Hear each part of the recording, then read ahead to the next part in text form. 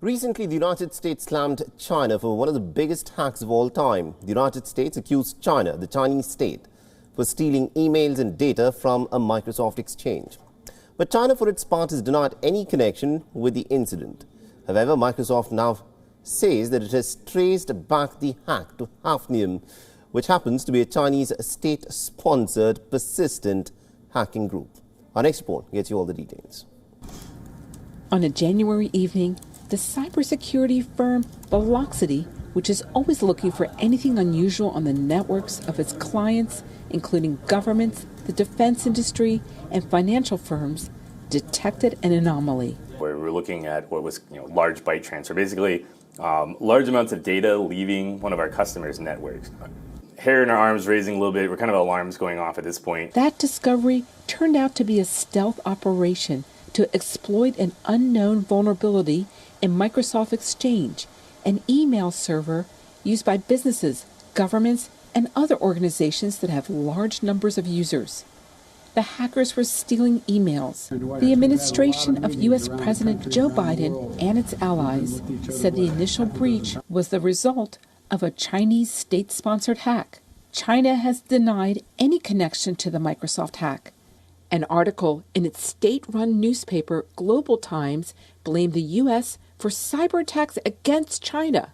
For Stephen Adair of Velocity, some early clues in the Microsoft Exchange hack pointed to China, such as the language in some of the code, where the data was going, and the kinds of targets. So, kind of like a pure cyber espionage play to where the goal is to get information, to get data, to get email. What they want exactly and what they do with it, we don't know, we can only speculate. But highly targeted operation, really under the radar.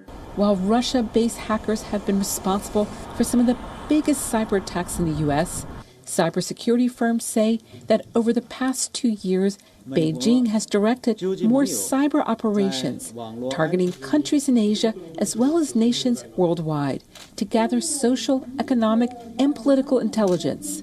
In their recent virtual meeting, Biden and Chinese President Xi Jinping discussed how to reduce cyber conflicts between the two countries. I think what you're seeing now is this realization that actually the Chinese espionage efforts never disappeared and in fact became significantly more technologically sophisticated. In the Microsoft Exchange hack, word of the weakness got out before the company created a patch. Hacking groups from around the world were able to exploit this virtual backdoor and indiscriminately attack targets.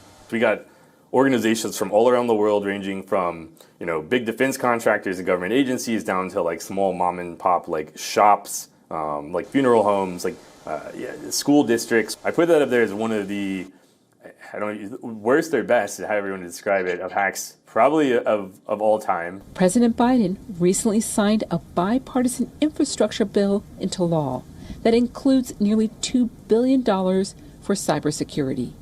Michelle Quinn, VOA News. WION is now available in your country. Download the app now and get all the news on the move.